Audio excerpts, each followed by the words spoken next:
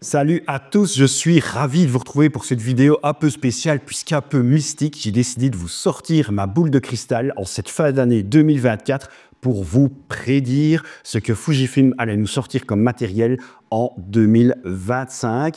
Alors je vous rassure, on est au-delà du mysticisme. Effectivement, j'ai surtout recoupé les informations et les rumeurs les plus insistantes qu'on peut trouver sur Internet.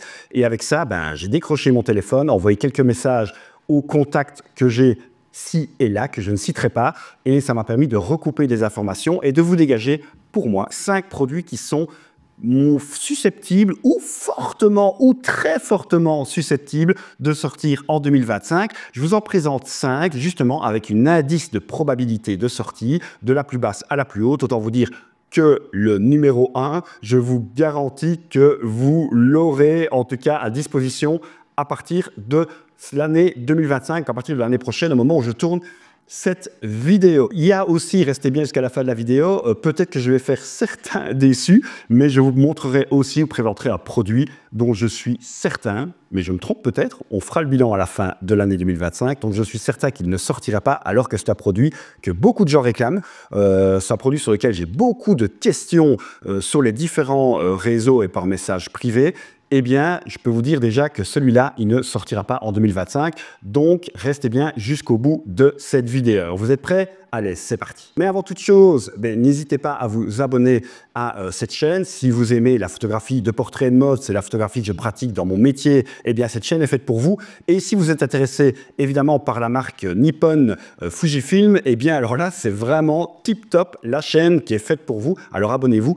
Activez la petite cloche pour ne rater aucun nouveau contenu. Ça m'aide énormément au référencement, en plus du petit pouce bleu que vous êtes en train de mettre actuellement sur cette vidéo. Autre chose aussi très important, et là c'est un soutien énorme pour moi, j'ai la chance d'avoir ma propre boutique consacrée 100% à Fujifilm et au matériel Fujifilm. Je suis effectivement un reseller pro et c'est quand même très rare dans les créateurs de contenu. Donc si vous décidez à un moment de craquer pour un appareil photo ou un matériel ou une optique Fujifilm, eh bien c'est sur la boutique du Fujiste que ça se passe. C'est juste là, le lien est également en bas de la vidéo, c'est un super soutien. Pour vous, c'est la même chose, vous aurez le même appareil que partout ailleurs, mais vous bénéficiez également de mon conseil. Posez-moi des questions sur les réseaux sociaux avant l'achat. Je réponds à tout le monde, surtout sur Instagram. Et puis après, je suis là aussi pour vous aider après l'achat, à vous conseiller comment bien régler votre appareil, etc. En plus de cette chaîne, je réponds à tous les messages sur les réseaux sociaux. Et en parlant de réseaux sociaux, si vous voulez découvrir mon travail de photographe pro en Fujifilm, eh bien, c'est sur Instagram que ça se passe, sur le compte EKS Création. Je vous mets le lien juste ici en bas de la vidéo. Allez, c'est parti donc pour les 5 produits qui sont susceptibles de sortir en 2025, du moins probable, en tout cas ceux sur lesquels j'ai le moins d'informations, jusqu'au top certain numéro 1. Alors en numéro 5, j'ai décidé de mettre, allez, un X Pro 4 peut-être. Allez, on en tente le coup sur le X Pro 4. Beaucoup de gens l'attendent. C'est un appareil, le X Pro, qui est très, très niche. On est toujours au X Pro 3 ici et le X Pro 4 tend à vraiment se faire attendre. On n'a pas beaucoup d'informations là-dessus. La seule qu'on a, c'est le patron de Fujifilm qui, sur les différents salons sur l'année 2024, en répondant aux interviews, a bien confirmé que la gamme X Pro n'était pas morte et qu'il travaillait toujours sur un nouveau modèle. Alors pourquoi ça prend beaucoup de temps sur la gamme X Pro? Eh bien simplement parce que l'ergonomie est très importante. Ils font énormément de recherches auprès de la communauté Fujifilm. Ils essaient vraiment de sortir le boîtier qui va correspondre à des photographes très, très, très exigeants, surtout des photographes de rue et des photographes de reportage. Et ce X Pro, vraiment, qui s'inspire de tout ce que l'argentique a pu nous apporter pendant les 50 dernières années, ils essayent de tout remettre dans le boîtier et de mettre ça au service du numérique. Donc ça prend du temps, parce que le X Pro 3 avait déjà un parti pris qui était très tranché, qui était très niche, et pour aller encore plus loin, eh bien, ça prend vraiment du temps. Donc un X Pro 4 ou X Pro 5, selon le moment où il va sortir, parce qu'il ne s'appellera peut-être pas X Pro 4, eh bien, il va sortir. Ça, je vous le garantis. Mais quand? On ne sait pas. En tout cas, s'il est annoncé dans l'année 2025, ce sera dans la fin de l'année 2025. Et vous savez quoi? Je vais même prendre un pari avec vous. Je pense qu'il ne sortira pas en 2025, mais que sur le dernier X Summit, donc les conférences Fujifilm, ils en font plusieurs sur l'année, eh bien je prends le pari que sur le dernier X Summit de l'année, en fin d'année 2025, ils vont nous annoncer le nouveau X Pro, ils vont le teaser, mais pour une sortie qui sera effective qu'en 2026. Donc l'indice de certitude sur une sortie d'un éventuel X Pro en 2025, eh bien pour moi, il est de 1 à 1,5 sur 5, en tout cas pas beaucoup plus. Le deuxième produit qui serait peut-être susceptible de sortir chez Fujifilm l'année qui vient en 2025, c'est un objectif. J'ai choisi de vous donner le 90 mm f2. Si ça reste toujours à f2, peut-être qu'ils vont changer l'ouverture. Alors, ce 90 mm, l'optique parfaite pour les portraitistes, elle existe depuis des années. C'est une des plus vieilles optiques chez Fujifilm, mais une des meilleures aussi pour le portrait. Voilà pourquoi elle n'a jamais été remplacée. Pourquoi je pense qu'elle risque d'être remplacée dans les mois ou peut-être 1 ou 2 ans à venir, c'est parce que toute cette gamme premium d'objectifs fixes à grande ouverture a été remplacée sur les 2 dernières années. On avait le 16 mm 1.4 qui, lui, n'a pas réellement été remplacé tel quel, mais qui a été, supplanté par le 18 mm f1.4. Donc le 16 mm f1.4 est passé au 18 mm f1.4. Et puis on a eu l'ancien 23 mm 1.4 qui a été remplacé par le nouveau, le 35 mm 1.4 qui a été remplacé par le 33 mm 1.4. On a même eu un successeur au 56 mm 1.2 cette année et si on continue la gamme, il manque ce 90 mm qui est réellement hyper apprécié par les portraitistes. Moi-même, je l'adore, j'ai fait des magnifiques photos avec ce 90 mm. Pourquoi est-ce qu'il prend du temps à sortir? Parce que ce 90 mm première génération est déjà tellement excellent, a déjà un piqué tellement incroyable et surtout est déjà adapté au dernier capteur 40 millions de pixels, ce qui n'était pas le cas des autres objectifs premium à focale fixe, qu'on a dû donc remplacer pour être adapté aux 40 millions de pixels. Eh bien, ce 90 mm était déjà prêt pour donner vraiment la pleine qualité au capteur 40 millions de pixels de Fujifilm et donc n'a pas eu besoin d'être remplacé. Si un jour Fujifilm annonce un nouveau 90 mm, je pense qu'ils vont surtout travailler sur peut-être la vitesse d'autofocus, le moteur d'autofocus qui sera meilleur, peut-être encore un meilleur bokeh en rajoutant un nombre de lamelles, des choses comme ça, ou une meilleure formule optique, quelque chose peut-être d'un peu plus léger ou un peu plus petit, ou alors peut-être monter, descendre en ouverture, en focale, et peut-être avoir un f1.8 par exemple au lieu d'un f2, mais pour le moment rien d'annoncé officiellement. Il y a très peu de rumeurs sur ce 90 mm, mais si on suit la logique, ça doit arriver. Là aussi, le 90 mm,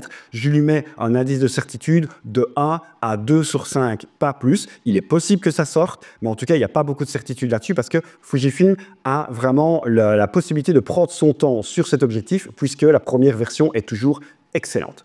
Maintenant, on va rentrer dans le top 3. Et ça, je vous dis, le top 3, ces 3-là, j'ai même eu du mal à mettre un indice de certitude différent parce que ces 3-là, je suis pratiquement sûr qu'ils vont tous sortir en 2025. Alors, on démarre avec la gamme XE et un X5. Je vous prédis qu'un X5 va sortir sur cette année 2025. Alors, pourquoi est-ce qu'on sent arriver à un X5? Petit rappel, le X5, c'est un boîtier très compact, aussi énormément apprécié par les photographes de voyage et les photographes de rue, parce qu'il se met en poche.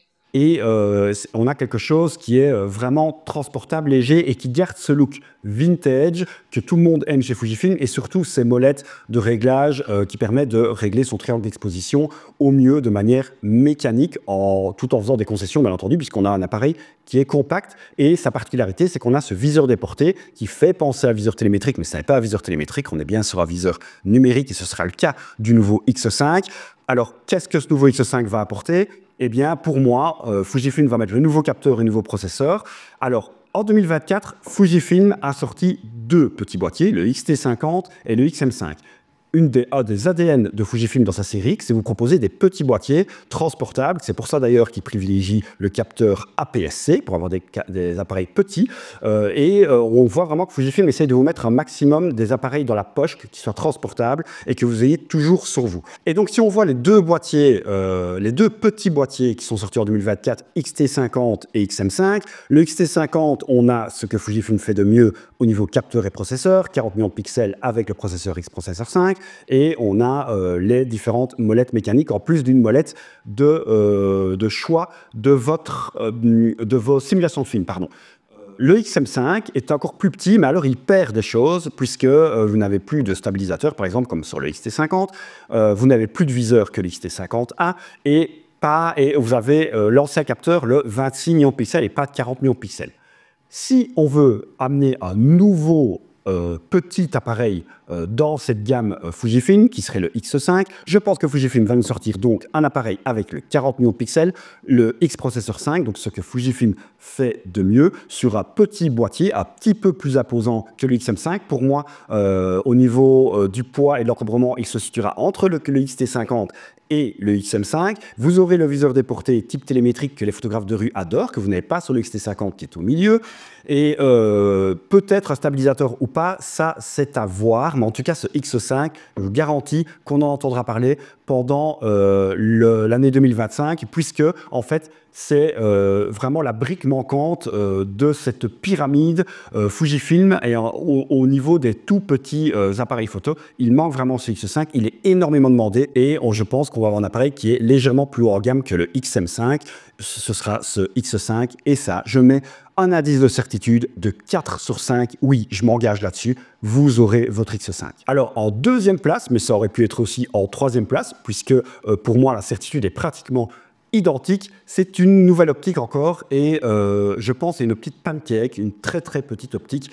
Parce que, comme je viens de le dire, Fujifilm a sorti en 2024 deux petits appareils, XT50, XM5, et avec l'arrivée du X5, on aura trois petits appareils. Des appareils qui, vraiment, ont tout leur sens si on les allie à des petites optiques. Si vous mettez des optiques énormes, des énormes zooms sur ces appareils de 1 kg au niveau du poids, ça n'a plus beaucoup d'intérêt d'avoir un boîtier aussi petit. Alors, prenez un boîtier plus gros, comme un XT5 ou un XH2, pour avoir une meilleure prise en main avec un objectif plus gros. Généralement, quand on prend un petit appareil comme ceux qui sont sortis et le X5 qui est prêt à sortir, on a besoin de petits objectifs pancake. Il y en avait un dans la gamme Fujifilm, c'était le 27 mm 2.8 pancake, qui a eu un succès dingue. Et d'ailleurs, avec la sortie du XT50 et du XM5, eh bien, tout le monde a cherché ce XF 27 mm et il est introuvable. Il est introuvable pour moi parce qu'il y a une énorme demande et surtout, je pense, et c'est un indice qui fait qu'il y a un nouvel objectif qui va sortir, il y a eu un frein de la production. Fujifilm ne produit pratiquement plus ce 27 mm 2.8 pour libérer simplement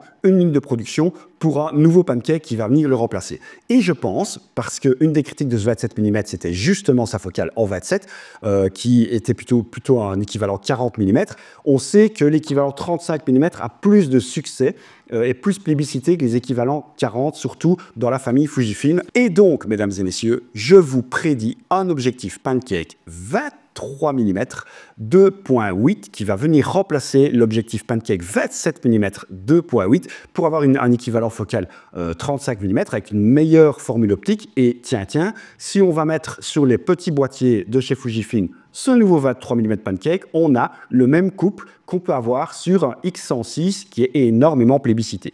Donc je pense qu'en 2025, j'en suis même pratiquement certain, vous aurez un 23 mm 2.8 pancake. Allez, je vous le mets un indice de certitude également de 4 sur 5 là-dessus. Et puis on passe au numéro 1. Alors le numéro 1, attention, il va falloir sortir le portefeuille ou appeler votre banquier parce que c'est de la gamme GFX. On a un nouveau GFX qui va sortir en 2025. Il y a des rumeurs très très insistantes sur le web. J'ai également décroché mon téléphone, envoyé quelques messages pour pouvoir recouper les informations et je peux vous garantir qu'en 2025 et très tôt dans l'année, sur le premier X-Summit, la première conférence, on va vous présenter un nouveau GFX 100 quelque chose. On a déjà GFX 102, GFX 100 S2, mais là ce sera GFX 100 quelque chose, je ne connais pas sa nomenclature, et ce sera un boîtier à objectif fixe non interchangeable. En gros, ce sera un X106 au moyen format. Ça peut être un énorme game changer, ça, parce qu'on va avoir un appareil vraiment de street, hyper demandé, sur une taille de capteur qu'on ne trouve pratiquement nulle part ailleurs. Vous aurez donc un 100 mm qui va vous permettre, avec une optique, une focale fixe non interchangeable, de pouvoir même aller cropper si, évidemment, la focale ne vous convient pas, puisque le 100 mm sera parfait pour ça. Vous aurez évidemment la dynamique incroyable des GFX avec leur taille de capteur et surtout, vous aurez un appareil photo moyen format qui va pratiquement tenir dans la poche. Ça, c'est pour 2025, je vous le garantis. Alors, qu'est-ce que Fujifilm va nous mettre dedans? Pour moi, vu que ce sera le fleuron vraiment au niveau de la qualité, le fleuron de la gamme Fujifilm, Je pense que Fujifilm va même intégrer certaines choses qui après découleront peut-être dans la série X. Plus tard, je pense par exemple au viseur. Je pense que sur un appareil comme ça, comme sur le X106, on aura un viseur déporté. Et pourquoi pas, est-ce que Fujifilm ne nous prévoirait pas un vrai viseur télémétrique, ce qui est énormément demandé par les Fujistes et par exemple, les fans ou des utilisateurs Leica en argentique qui aimeraient retrouver la même chose chez Fujifilm. On sait par exemple que la gamme X Pro dont je vous ai parlé tout à l'heure, où les gens qui utilisent du X106 sont aussi, il y a aussi pas mal d'amateurs de Leica, des gens qui ont ce type d'appareil photo chez Fujifilm.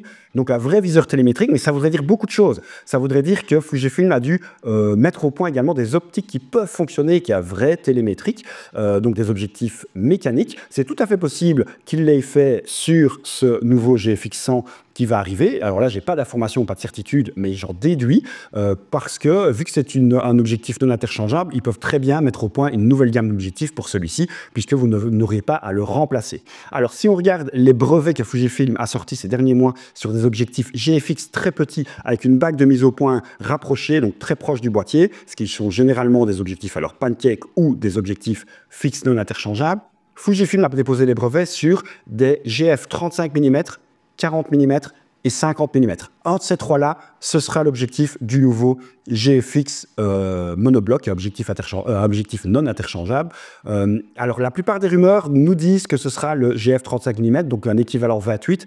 Pourquoi Fujifilm joue celui-là sur le nouveau GFX? Eh bien, parce que comme ça, vous aurez quand même un angle qui est assez large et le 100 millions de pixels va vous permettre de manière très aisée de recropper. Ce serait un risque pour eux de mettre le 40 ou le 50 et que les gens aient l'impression d'avoir un facteur de rapprochement qui est trop important pour les photographes de rue. Donc, pour moi, ce sera le nouveau GF 35 mm qui sera soudé à ce nouveau GFX. L'indice de certitude, là, il est de 5 sur 5. Vous aurez ce nouveau GFX. Par contre, au niveau de l'objectif, là, ce sera à voir lequel ils vont sortir. Mais vu qu'ils ont sorti les brevets sur les deux autres optiques aussi, pour moi, il y aura peut-être également une présentation d'un GF 40 mm et d'un GF 50 mm de très petit format style pancake qui pourront alors s'associer au GFX 102 ou au GFX 100 S2, voire GFX 50. Voilà, le numéro 1 pour moi, j'en suis certain, c'est un nouveau GFX. La nomenclature, je ne la connais pas. Ce sera un monobloc, objectif non interchangeable. Bref, avec peut-être un viseur télémétrique. Allez, je la joue, on verra. Et puis, là, c'est un indice de certitude de 5 sur 5. Il sort, c'est sûr. Et je me réjouis d'ailleurs de le tester. Alors, ne partez pas tout de suite, puisque je vous avais promis également de vous parler d'un appareil qui ne sortira pas. Et là, c'est un indice de certitude de 4 sur 5 du fait qu'il ne va pas sortir. Alors, désolé pour ceux qui l'attendaient. Comme vous savez, moi, je suis un utilisateur daily du XH2. Et donc, beaucoup de gens qui me suivent me posent des questions en disant « Ton XH2, je vois vraiment qu'il te donne hyper satisfaction. J'aimerais vraiment l'acheter, mais maintenant, vu qu'il a déjà 2 ans, je pense attendre le XH3 qui devrait sortir. » Beaucoup de gens pensent qu'un XH3 va sortir en 2025. Eh bien, moi, j'en suis pas convaincu du tout. Alors, j'ai aucune confirmation officielle. Peut-être que je me plante complètement, mais moi, je vous dis qu'aucun XH3 ne sortira en 2025. Pourquoi? Qu'est-ce que la gamme XH? La gamme XH, c'est vraiment une démonstration technique à chaque fois de Fujifilm. En fait, quand Fujifilm a vraiment un énorme changement au niveau technique, au niveau technologique, il va d'abord l'inclure dans le gamme XH en disant « Regardez ce qu'on est capable de faire, XH ». Ou XHS, comme le XH2, XH2S maintenant, en disant regardez ce qu'on est capable de faire. Sur le XH2, on a eu l'introduction en premier du nouveau 40 millions de pixels et du nouveau capteur X-Processor 5. Et sur le XH2S, X-Processor 5 est le tout premier capteur empilé de la marque Fujifilm pour vraiment, surtout pour les vidéastes. Eh bien, tant que ces deux éléments ne changent pas, donc si Fujifilm ne prévoit pas un nouveau processeur avec un nouveau capteur, nouveau couple processeur-capteur, eh bien, ils ne passeront pas au XH3. Il faudrait vraiment une nouvelle technologie, un nouveau, vraiment, quelque chose, une plus-value. Ils ne sortiront pas de XH2 Mark II, par exemple. Ils vont attendre d'avoir vraiment un nouveau couple capteur-processeur pour le faire. Et pourquoi ce ne sera pas en 2025? Parce que, comme je viens de vous le dire, en 2025, on va vous proposer un X5 avec avec le couple actuel, pardon, pas du tout ancien, X-Processor 5 et capteur X-Trans 40 millions de pixels. Ça, je pense que ça va sortir. Et donc, tant qu'ils n'ont pas terminé d'implémenter ce couple capteur-processeur tout au long de la gamme, ils ne passeront pas à une nouvelle génération. Donc, ce ne sera pas pour 2025, il n'y aura pas de XH3. Par contre, 2026, quand toute la gamme sera faite, peut-être quand le X Pro aura été annoncé aussi avec le capteur X-Processor 5, X-Trans 5, 40 millions de pixels, quand vraiment toute la gamme sera complète, eh bien là, hop, on passe à XH3 en disant salut, on a un X processeur 6, un X36, peut-être de 60 millions de pixels, pourquoi pas. Voilà, on le met dans le XH3, regardez ce qu'on est capable de faire. On vous sort un XH3S avec un capteur empilé de 40 millions de pixels, cette fois-ci et plus de 26. Voilà ce qu'on est capable de faire pour les vidéastes. Et tout ça, on va le découler dans notre prochaine gamme de 2026-2027. Pour moi, c'est comme ça que ça se passera. Donc pas de XH3 en 2025. Il y a encore plein d'autres choses à dire. Sachez déjà que tout ce que je viens de vous présenter là et tout ce que j'ai parlé, tout le matériel, eh bien, ce sera disponible à leur sortie sur la boutique du Fuji. Je vous rappelle, ma boutique ici, officielle EKS Création, le lien est juste ici en bas de la vidéo. Il y a évidemment encore une chose à vous dire, c'est ce que Fujifilm a annoncé officiellement quand même en 2024 pour 2025. Là, on a un indice de 6 sur 5 carrément parce que c'est Fujifilm Japon qui nous a dit ça sort, mais ça concerne plutôt mes collègues vidéastes et je sais que certains suivent cette chaîne. Eh bien, c'est la Fujifilm Eterna, qui est une nouvelle caméra vraiment destinée aux cinéastes avec le capteur du GFX 102 millions de pixels. Donc, on a une caméra avec du moyen format, du grand format. Imaginez quand même la qualité de la vidéo que vous allez pouvoir sortir là-dedans. Maintenant, je sais que les vidéastes sont très, très pointilleux sur l'ergonomie et les options que la caméra va amener. Ça, on le saura plus tard, mais en tout cas, c'est annoncé. On aura cette caméra Fujifilm Eterna qui va sortir en 2025. Voilà, on verra en fin 2025, quand je referai la même vidéo pour 2026, si je ne me suis pas planté, on comptera les points. Dites-moi en commentaire, en tout cas, si l'une de ces sorties vous intéresse plus qu'une autre, si vous pensez que je suis dans le bon ou pas, ou si j'ai peut-être oublié quelque chose, dites-moi tout ça en commentaire. Merci beaucoup d'avoir regardé ces vidéos, on se retrouve pour plein d'autres vidéos. À bientôt, salut, ciao.